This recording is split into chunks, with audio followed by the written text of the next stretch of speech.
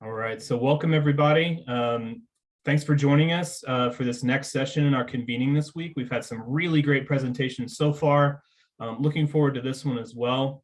By means of introduction, my name is Sam Fogelman. I'm a recent addition to the DHE team here. I'm the new Educator Preparation Pathways Specialist. I work very closely with Dr. Brittany Lane. And very excited today to introduce this session. We have Annette Konoske-Graf from Teach Colorado here to talk to us today. So Annette, I'll pass it off to you. Yay, thank you so much, Sam. I'm stoked that you're on the CDAG team. I already feel such a partnership with you. So thank you for making this happen. We're also lucky to be joined by Dr. Roseanne Fulton from UNC Center for Urban Education. And Roseanne is going to share some of her own targeted resources for diverse candidates today. But before we get into that, thank you for joining. If you need to eat or do whatever you need to do, that's cool. We were going to do some breakout groups, but I think we're a small enough group that we can all just be in the same group and learn from each other. Hopefully that's okay with everyone. This is a little agenda that we have for our day. Some of you may be pretty well versed in Teach Colorado. I think most of you are pretty well versed. And if you're not, that's okay too. I'm not offended. We are excitingly, within the last couple of weeks, we've launched 2 new pages that include resources for future Black and future Latinx candidates. And we're also, with the help of Fort Lewis College, creating a future Indigenous educators page. So some of those resources we'll be sharing with you today, and then we'll be thinking and brainstorming a little bit how each of our individual programs can be doing an even better job providing support and resources that are targeted to diverse aspiring educators. We'll be lucky enough to learn from Roseanne from the Center for Urban Ed. And at the very end, as always, I'm going to make you take a survey. So yay, surveys. All right, so let's move on to this really quick breakdown of what Teach Colorado is. All the acronyms got together, CDE, CDHE, CDLE, and said, hey, wow, teacher shortage, still a real thing happening in rural communities every day, a little bit more of a teacher mismatch in urban communities, but still a problem that needs to be solved. Teach.org is a digital recruitment platform, fancy way to say website, that is a one-stop shop for anyone interested in becoming an educator, or even just thinking about, wow, I wonder if teaching might be right for me. We partner with 100% of the teacher preparation programs in the state, including obviously the 3 that we have represented on this call. Hi, Brittany Lane. Glad to see you. And we partner with about 35%, getting to 40% of the school districts in the state, especially encouraging them to grow their own teachers. Within non-licensed staff cohorts in school buildings, you have a diverse cadre of potential future teachers. So we're definitely trying to help districts do their grow your own stuff as well. Here's just a quick summary in case you have forgotten or haven't heard from me within the last week to tell you what Teach Colorado does. We have one-on-one coaching from current classroom educators who are also experts in licensure. We provide application fee reimbursements. So I know I've definitely harangued many of you to help with referral links. Our goal is to make sure that everyone subscribes to Teach Colorado before they submit an application to a teacher prep program, so we can reimburse them for application expenses. We have scholarships, profiles of the teacher preparation programs, which you all recently updated. Thank you. And of course, we have like a whole slew of digital marketing, paid social media, PSAs. Maybe some of you have heard the PSA or seen it on TV or radio. I haven't seen it yet. Has anyone here seen it yet? Yeah, I'm thinking it. You've seen it, Britt? I heard it. On the radio? Yeah, and I can't remember where I was now. It was not in the metro area. I'll bet it was in a rural area. Did you like yelp in your car? I would have lost my mind. Okay, well, that's comforting. I'm glad it's out there a little bit. Okay, so this may be 10 minutes, it may be less than 10 minutes. That's okay. Let's go around really quickly and just share favorite Thanksgiving food and why. which is kind of hard. Like, how do you describe why mac and cheese is so amazing? Just give it a go.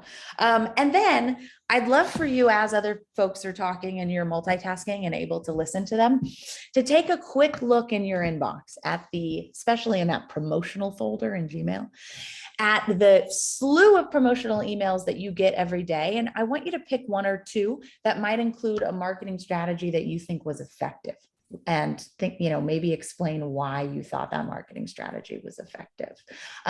I'll start just with my examples.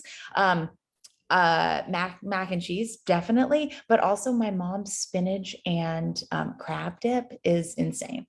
And I think I like it because it was my mom's. The strategy that is most effective for me is when I get a notification from my Nike Run Club app that tells me I haven't run in a while and it's not too late to become a runner. Passing it off to whoever wants to go next. I'm not going to call on anyone, just step in if you want to step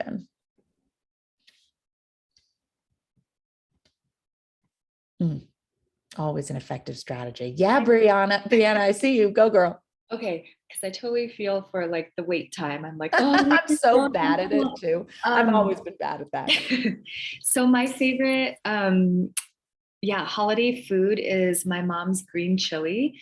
And so we just like put that on everything. It's like mashed potatoes, it'll be on turkey. It's just like, it's the best.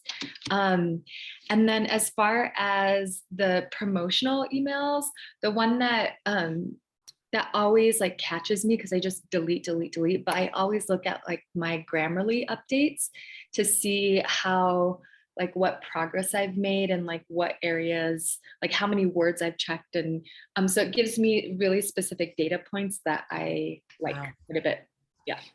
Wow. That's cool. I'm taking notes over here because I like that idea. You want to pass the baton to someone, Brianna? Yes. Let me look at participants. How about Valerie? Yay, Valerie. Valerie Sherman, you there? We're calling her out. It's clever that she has this picture though that looks like she's there. I can go down the list. I'm Sure. looking at the list. How about Brittany Lane? Yay. Sure, I'm Brittany Lane. I'm the Director of Educator Preparation at the Department of Higher Ed. There's Val.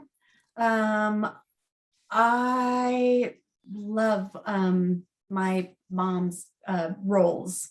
We call them big buns. She got them from my grandma. I make them.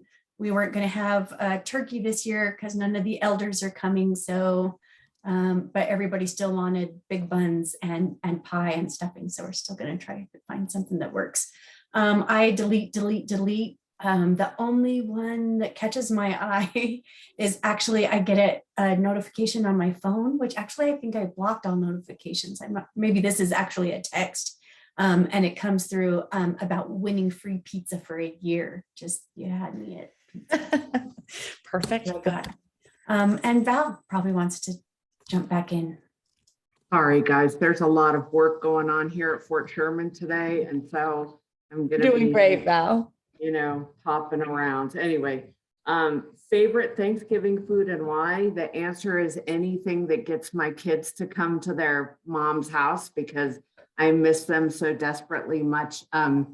So for Trevor, it would be ham because we had the conversation the other day. I was like, so it's turkey and steak this year, Trevor. And he's like, what? No ham? And I was like, well, I guess we're having turkey and steak and ham. What a quote. There you go. And let's see. So that's that. So pretty much anything that gets my kids to walk through the door. What's the promotional thing that gets me these days? So I might have a clothes shopping habit problem. And given the state of things at Fort Sherman, anything with an elastic waistband is going to be something that I click on. And that's all I'm saying about that. It's paired nicely with the Thanksgiving food discussion, Valerie. Awesome. Do you want to pass it off to someone else? I would love to see Liz Qualman's face. Hey, hi, Liz. Oh, she's there. I see you. You look angelic, Liz. We can't hear you yet, though. Oh, I'm Oh, sorry. we gotcha. Sorry about all the sunshine coming from my window. I mean, I'm not sorry because it's nice, but it doesn't make a good Zoom background. You look great, Liz. It's nice to see you. Nice to see you too. And I joined a little late. Valerie, thanks for passing it off to me. It's great to see you as well as so many others that are here. But what am I supposed to say or talk Oh, good about? question. Favorite Thanksgiving food, and then if you have a promotional strategy that's worked on you in your inbox, if like someone sent you an email that you thought was effective, what made it so effective? Oh, well, obviously, if there's like funding or money in the subject, you know, like open Mhm. this and you win, or you get, I mean, I'm kidding, but that might be No, one. I agree. Favorite Thanksgiving food? I mean, I'm a traditionalist, but I like all Thanksgiving to be in earth tone colors. So nothing too bright, really bland. So, you know, turkey, mashed potatoes, gravy. I was never a big fan of yams as a young child. They're just a little too sweet. And then cranberries, same thing. So I would say my kids are super picky eaters. So the blander, the better, as long as it's all cooked well. Shades of brown. Yes, exactly. Nice. Thanks, Liz. Do you want to pass it off to someone, Liz? Yeah, absolutely. Lisa, have you had a chance to go yet? There's a couple of Lisas. Lisa Altmuller. I have not. So I'm happy to go next. And I would have to say my favorite Thanksgiving food, I think, would actually be the sweet potato casserole because they're not too sweet for me. I love it. Love everything about it. And is it a dessert or is it actually a side? I don't know. I think I eat it as both. Doesn't matter. Exactly. Doesn't matter. And promotional, I tend to be like Britt and just delete and delete and delete everything I ever get to my inbox and never even open them and look at them. But I guess one thing that will capture my attention is when I get the alert from my little Health Mate app that will tell me, like, you've met your goal 4 days this week. Good job, because then that inspires me to keep going. Very cool. That's perfect. And that ties into what Brianna was saying about specific data points kind of cajoling you forward. Yep. Nice, Lisa. You want to pass it off? Sure. Let's go to, let's see. Has Kimberly done yet? Awesome. I have it. You're up. Right. Man, favorite food is hard, but I have to go like general category. I love pumpkin pie, and then my family makes what they call a cranberry tart, and so it's just like cranberries with oatmeal and brown sugar sprinkled on top. Those are like my favorite. And then promotional strategies, I'm kind of like Valerie. I have a clothing brand that I like that's all elastic waistbands, and so anytime they're like new release or sale or something like that, it gets on me. But coming back to more like educational, that type of thing, is like new programs, anything new in the title. So I look at those headers. Perfect. I love that, Kimberly. Thank you for sharing that. You want to pass it off? Sure. Michelle. Hi, everybody. Well, my favorite Thanksgiving food, I think I'm going to say about 5 years ago, I discovered a crock pot mashed potatoes recipe with garlic and sour cream, cream cheese, lots and lots of good stuff in there. So that's kind of taken over. And it's really awesome to prepare it in the morning on Thanksgiving. So then closer to mealtime, they're good to go and you don't have to do the last minute stress on who's going to mash the potatoes. They're already done. So that's my top food for now. For me, a marketing strategy is more broad, I think, big picture, like subject line, 5 words or less. First 3 lines of the email, like all the important information, and just make it really easy and user friendly to get the message across and not make people have to read and scroll through lines and lines and lines of blah, blah, blah to see the important part of the messaging. Don't bury the lead. I like it, Michelle. Really, really good call. And thank God someone said mashed potatoes. Thank God. Can you pass it off to someone? I think we have 2 more folks. I think so. Yeah. How about Lisa Scott? Hi, Lisa. Hi. Been eagerly waiting to talk about Thanksgiving food. I have to go with mac and cheese also, Annette. We didn't have that in my family growing up. Our Mhm. Thanksgiving was like turkey, salad, and mashed potatoes. And now my in-laws do quite the spread, including an incredible mac and cheese. So that's definitely mine. And then for promotional emails, I tend to click on things that have like tips in them, like 10 tips to wrangle your toddler. And then they like try to sell me something too, but I kind of like that like informational piece. Yeah, you're a BuzzFeed girl. Yeah, I guess I get it. am. Totally. Top Well, 10. that actually fits right in because we're publishing next week a top 10 reasons to teach in a rural school, written by Yes. Harvey Rood at CCRE. So that'll be a fun one. It's actually really the most adorable article I think we've ever published. So thank you for bringing that up, Lisa. Yeah. Go for it. Has Roseanne gone yet? So we have Roseanne, Sam, and then hi, Tara. Awesome to see you here. So let's go to Roseanne and we can just finish up with these last three. Hi, friends. Annette, I'm so thankful for the invitation to be here today. Really, my favorite food is gravy. I think because I love dressing and mashed potatoes and turkey and brisket, and I just really like all the gravy on all of it. So I think the gravy is the most important to me. And then the promotional thing, I am just a complete sucker for. If you fill out the survey, you get a gift card. And I can't tell you how many surveys I filled out and I've never gotten a gift card because it doesn't work. They're lying to me. They are lying to me. And so I am a little bit bummed about it, but I get pulled in over and over and over. Very clever though. Smart to say that. You remain optimistic and hopeful, Roseanne. I love that. Tara, you want to go? Then we'll finish off with Sam. Sure. Hi, everyone. I'm Tara Mason. I'm over at Western. Let's see. Favorite food at Thanksgiving. I make a spinach casserole with artichokes and cheese galore and breadcrumbs. It's just delicious. I look forward to it every year. And I love a great charcuterie board. I'll just eat that all day. We love cured meats in my house. And then marketing. I really love resources. So I love when there's hyperlinked resources. I'm a Google fan. I love it when there's shared resources that, it's like, it prompts me to make a copy of it. And I'm like, oh my gosh, now it's mine. This is why we get along, Tara. That's the coolest link, isn't it? The copy doc link in G Drive. Love it. So great. Stuff. Yeah. Okay. Well, thank you for sharing that. Thank you for speaking to the value of hyperlinked resources as someone who knows that hyperlink key real quick on my keyboard. Sam, you want to finish us off? Then we'll go into some specifics. Yeah, sure. Well, first of all, turkey is a must in my family. My dad, when he was around, had to have turkey all the time because he was eating turkey sandwiches for the next week.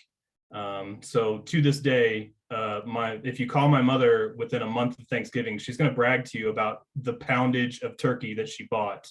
I got a 28-pound turkey or whatever. Well, there's 5 of us, Mom. It's okay. You don't have to do that. So that's a big one. But as far as like a marketing strategy, I've done a pretty good job lately with unsubscribing from stuff that I never open anyway. So for me, a lot of it I think maybe Roseanne was talking about it, or somebody was, it's got to have a good lead. It's got to have something an article that's going to interest me, for me to click into it. Otherwise it's going to get lost in there and I'm never going to look at it. So it's never something that's trying to market something to me. It's usually something that's just, I was just thinking about that 2 days ago and now here's this email. I want to read this article now. So. They're tracking you. They are. Yeah, it's scary. So many good ideas in this conversation. Thank you for starting off with something kind of silly and then diving into something a little more concrete. Specific data, obviously free pizza is going to work. Funding or money, including gift cards. Goal setting, right? Helping people feel like they're already on their way to whatever they're seeking to achieve. New materials. So the concept of a new thing, new sale, but in our case might be new program, new resources, new whatever. short and sweet, something cute like a top 10 list. And of course, the ever popular hyperlinked resources. So my guess is that several of these strategies work because they felt personal.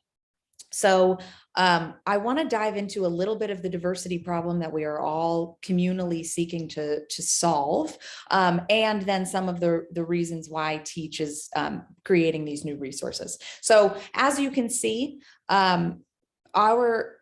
the educator workforce in Colorado does not match the student population in terms of diversity across the state. And I was just down in Fort Lewis on Monday, and it was so incredible to be part of a community of educators who are from that community and are going to be able to provide lived experiences to their students.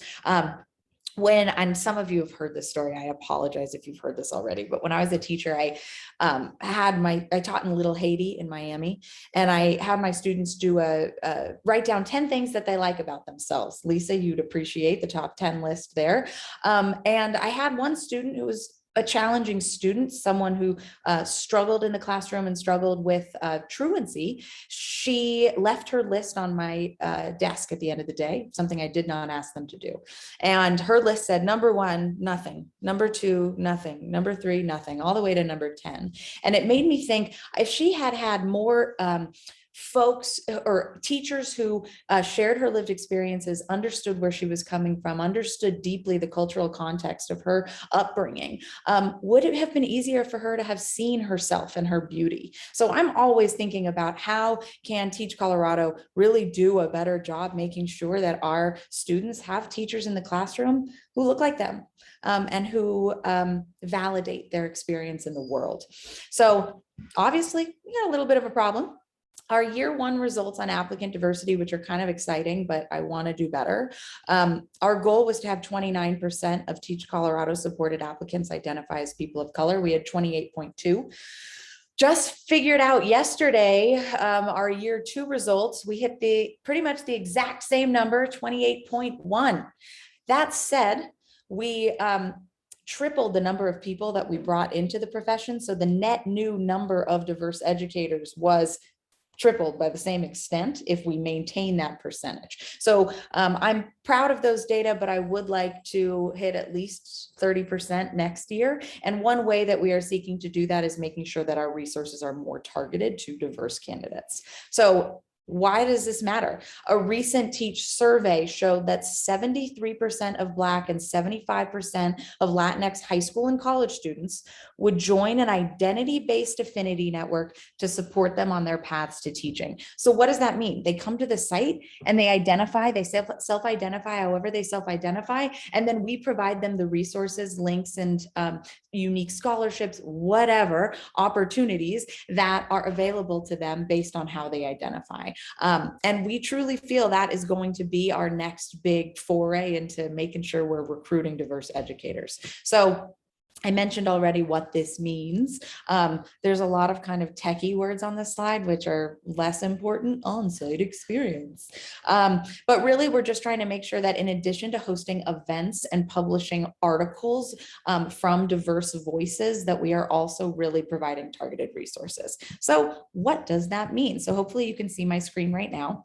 Great, the live chat is working as always. All right, so we have, this is our Future Black Educators Resource Hub, which is available, and it provides data points both specific to Colorado and nationwide. And then we link to Colorado-based, and most of these are Colorado-based organizations that can support either future or current educators of color. So this is one way, and obviously we're always open to adding resources. So if you see anything that we're missing, please let me know. Black Educators Network, for example, happened to be on a Zoom with someone who mentioned it. I side chatted her and she said, yeah, here's our Facebook. So that's really we generated these resources just through chatting with folks. We have a link to a webinar that we did that it was for future Black educators. We have a profile from a Black educator in the state. This is Dr. Jennifer Bacon at Naropa.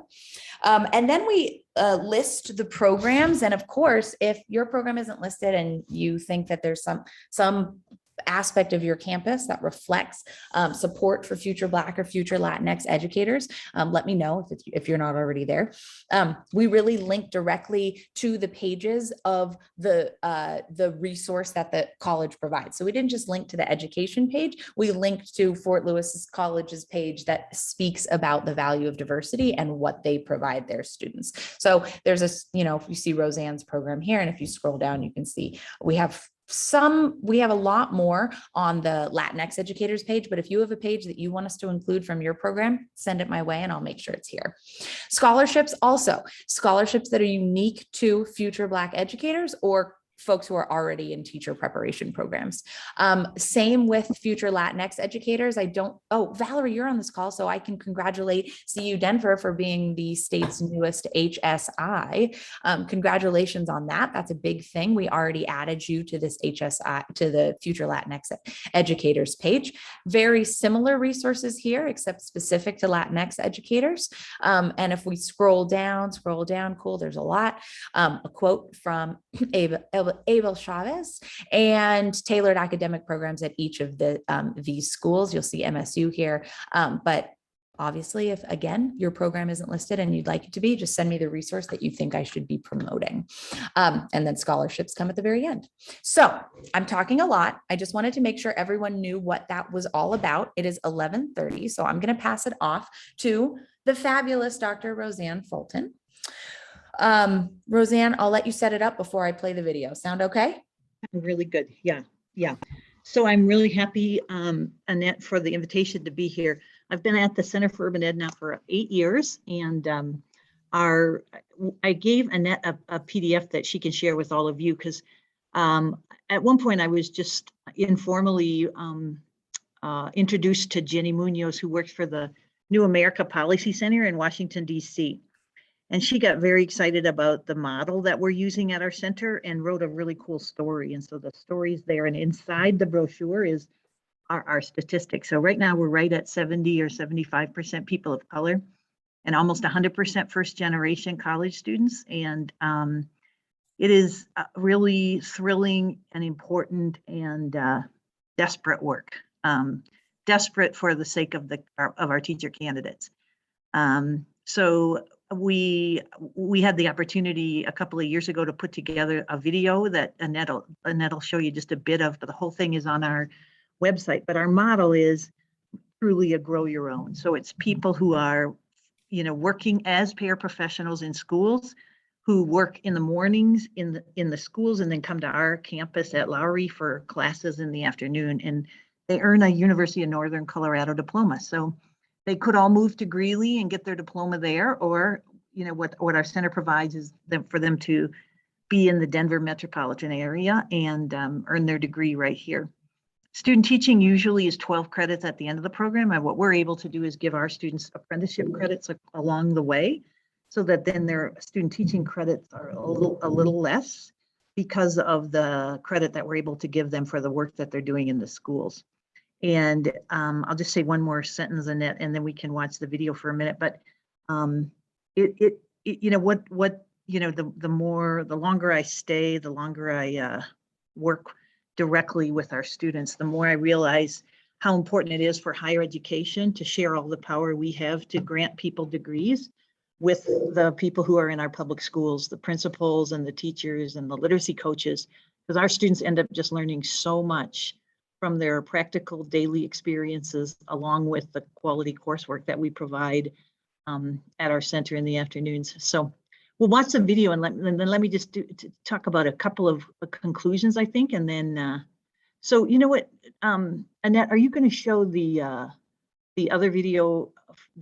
So this one is so we have two videos. This one is men of color. So I have a friend who said, Roseanne, I really want to help you with that agenda. So he interviewed some of our men of color. And then the first video is the one that's on our website. Anyway, it doesn't matter. But no, that's okay. I can find it. Okay, cool. Roseanne, why don't you explain a little bit more about what targeted resources that you provide candidates, and I'll find the right one. Yeah. So, one of the things we do here at the center that we are all, I think we're all wedded to, is really work carefully as a learning community ourselves. So we're just getting smarter and smarter and smarter all the time about the ways in which we can provide a teacher preparation program that really does matter. And so one of the components of our targeted support for students is to just be, this is the video here, huh? Yeah, cool. Gotcha. So you see Louisa there? Yeah, good. Okay. So I'm so sorry, Annette, I'm sorry about that. Oh huh? my gosh, no apologies. Let me make sure that I can make it large and Good. let me pause it for a sec. So we want to go to minute 3:10, correct? That's right. That would be cool. So the whole thing is about 5 minutes. So you guys should take time, if you have time at the end of this too, to just watch the whole thing. But it's a beautiful video. Yeah. All right. Thank you. Which allows us the opportunity to individualize for our students. I think it's the only place that I've ever seen where the administration here knows every student's name. The classes are so much centered on how do we help these students develop into the best teacher they can be. Another plus to this program is that it's run by teachers and former principals. You're getting an enormous amount of experience in your professor staff.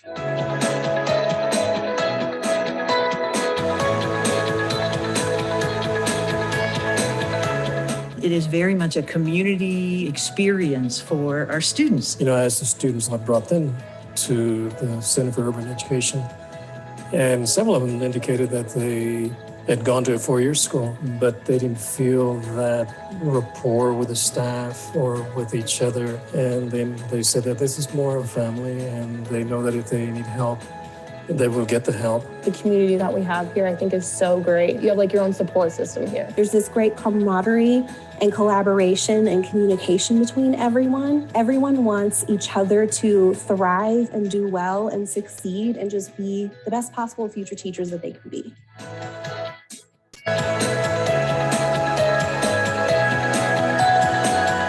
When they graduate, they are some of the most competent and compassionate educators. I just feel like I've gained so much knowledge and confidence through this program. By the time I graduate, I'm going to have countless hours under my belt working in a classroom, working with students. I just feel that this was my place, and every day I feel like more excited to become a teacher. We're really hoping to expand our program to grow the numbers, because I think we're filling a very important niche in the Denver metro area. The program has had a tremendous personal impact on me. I struggled for years and I just couldn't get through traditional programs. And we found this program. I feel in alignment. I never thought I was going to go to college. And so the fact that I'm here, I mean, that means the world to me, and nobody can take this away after I'm done. I got this. I did it. So thanks. I'm glad you could pull that up. So I think the important strategies that we use here to be sure that everybody is successful are definitely can be replicated. Anyway, so what I was saying just before the video started is our focus on being a learning community ourselves. There's really incredible things, incredible books and professional readings to hook our efforts to. And the first one we did was a book about first generation college students. And the middle part of that book is all about reimagining higher education. How can we do what we do differently so that we can support people who have been marginalized by our traditional approach. And this year we're reading Matthew Kay's book, which is Not Light But Fire. So it's Frederick Douglass's quote.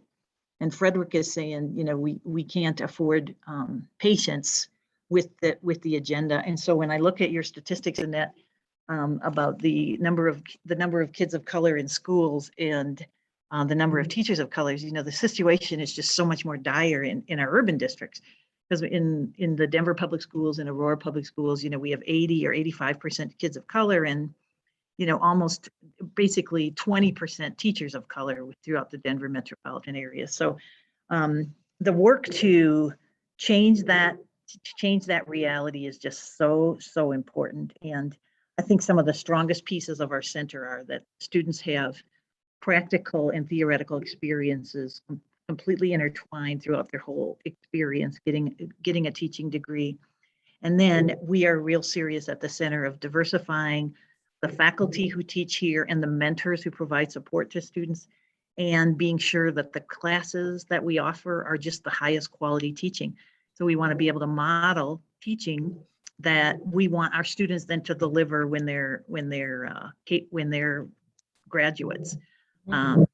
Right now, it's been a particularly interesting semester or two coming through the pandemic. Schools are desperate for paraprofessionals, and they're also desperate for teachers. And so many of our students are offered jobs before they graduate. You know, it's like, I get calls on a regular basis. It's like, Roseanne, when is this guy going to graduate? Can I hire him can I hire him at the beginning of the semester, and then he can just do his and then graduate as long as he's a employee at our school. And they don't want our students, once our students are paraprofessionals in their schools, they don't want our students out there interviewing for jobs. It's also, the principals feel really desperate about it, really determined about hiring the students that we produce, because they're just a very high quality based on all that they learn from their school experiences and all that they learn from their coursework. I wonder if people have specific questions in that, or if you want to proceed and then come back to people's questions. Does anyone have any questions for Roseanne right now? If you don't, she'll be here later.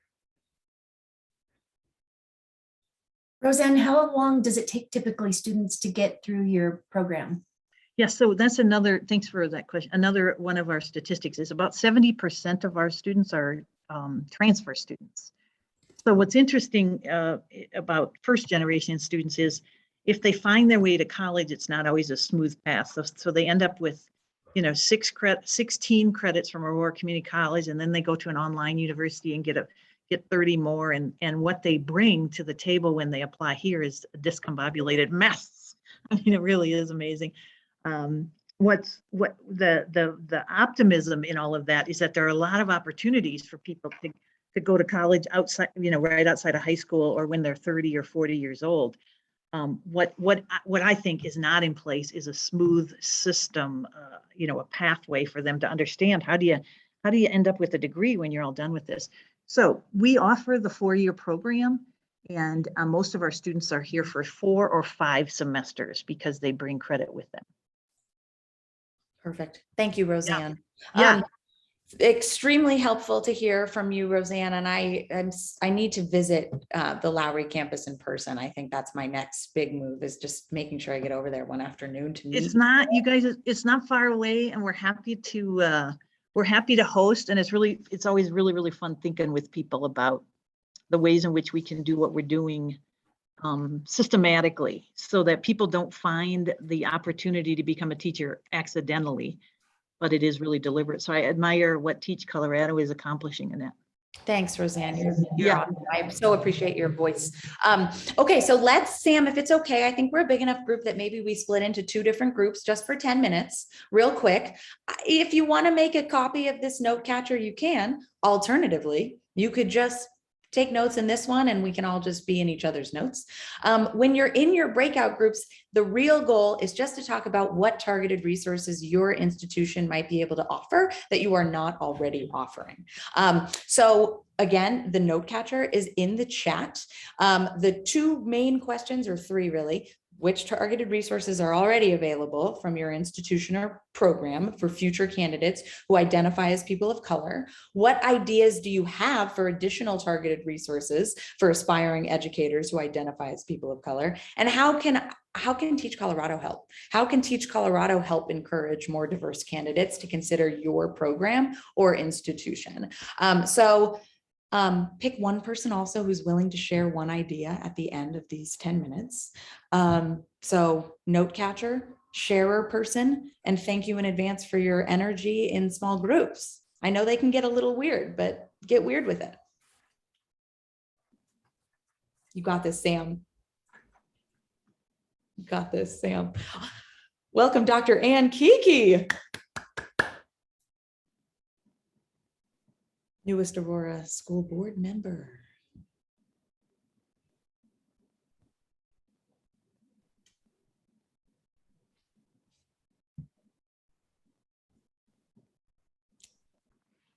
Any questions before we get Moved?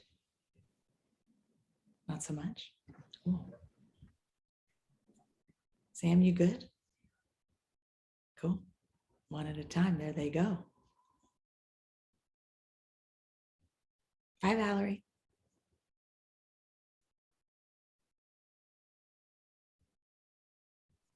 Sam, you there? All right, there we go. Nicely done. You think they're okay? Yeah, I think they're okay. I was trying to find a way that I could make sure that there was a good mix, but it wasn't. I'm going to pause the recording real quick.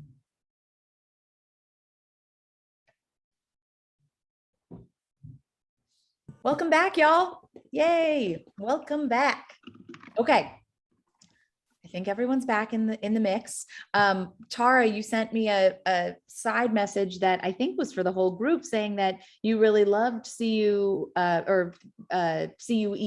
Roseanne's campus, and that you taught previously in their program, which I had no idea. I meant to just for you, Annette. I wasn't trying to shout out on, but I do love that program, Roseanne. It's good to see you on this Zoom. And I just wanted to give a shout out to, yes, I've been to that Lower campus. It's awesome. And I think it's such a great program. It's so, and Tara, I want you to know that whenever I'm talking about special education across the state, I so frequently mention your name as a leader. He's been a true advocate. So anyone who's talking about special ed and their programs, Tara is the person. Okay, so we have some Chris Traeger on our slide right now. I'm going to put a little survey in if you want to get going on the survey now and you have to peace out. I understand. Won't be offended. Let's hear from each group. I don't know who y'all picked as your share or outer, but let's hear an idea for an additional targeted resource that your program or institution could get out in the world.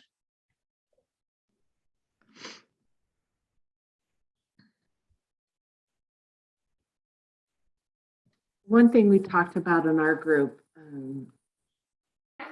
was the importance of relationships, of hearing stories from individuals that look like and sound like the candidates that are sitting in the desk, because those relationships can help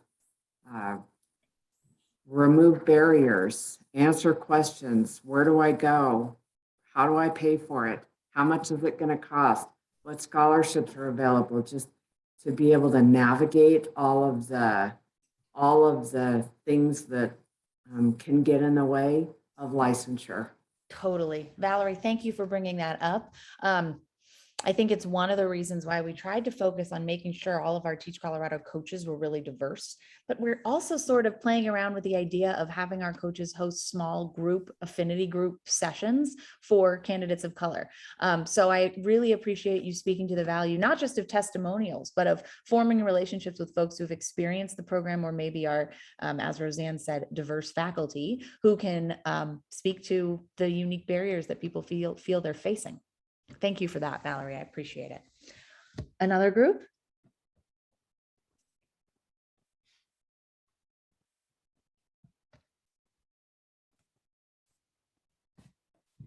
I can speak for our group. We didn't actually select anyone to speak for our group. We didn't get that far.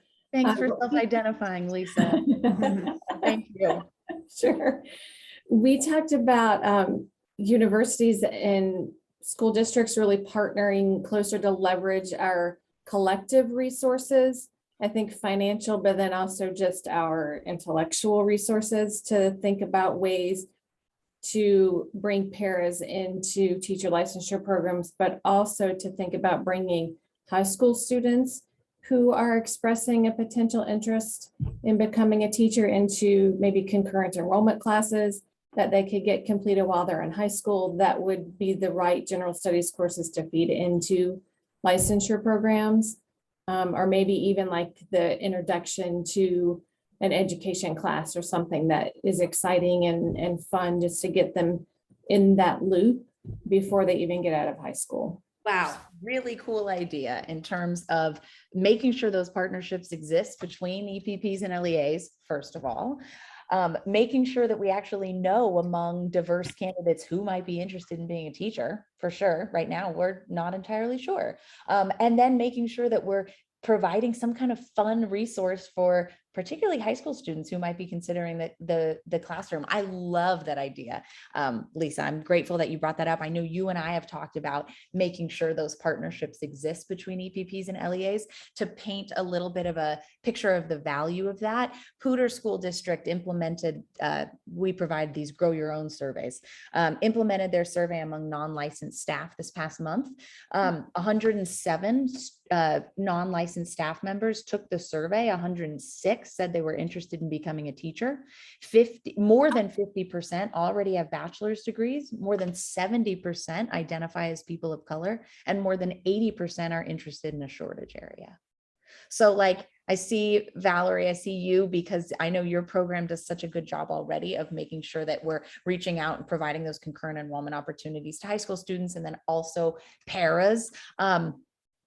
And obviously Tara, like special ed, like working with what already exists inside the school building is just an incredible way to tick so many boxes. So Lisa, thank you for that brilliant recap of what your group established. We have 1 minute. I want to share one really quick marketing thing that we figured out.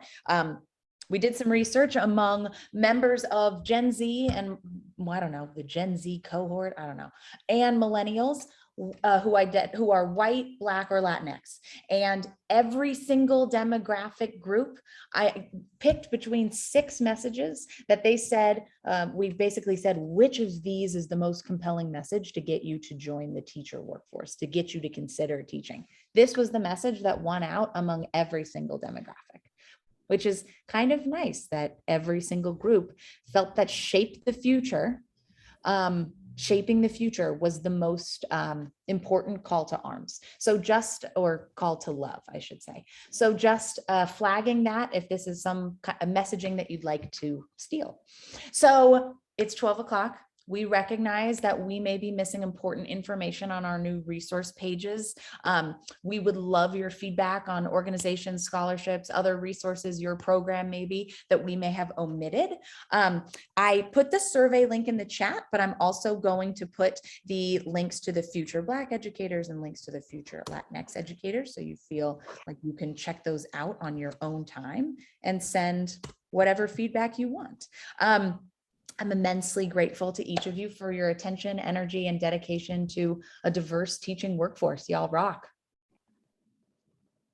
Thank you. Go team. Enjoy. Thank you so much today, Annette. We really appreciate it. This has been a fantastic hour. And thank you all for joining us today. Just a reminder, we are halfway through our presentations this week. We have 6 more to go. So check any of those out if you get a chance. And again, thank you so much, Annette and Roseanne, for being with us today and sharing all this with us. Have a great day, everybody. Thank you so much. Thank you, Sam. Bye, everyone. Thank you for coming. Thanks, Annette. Great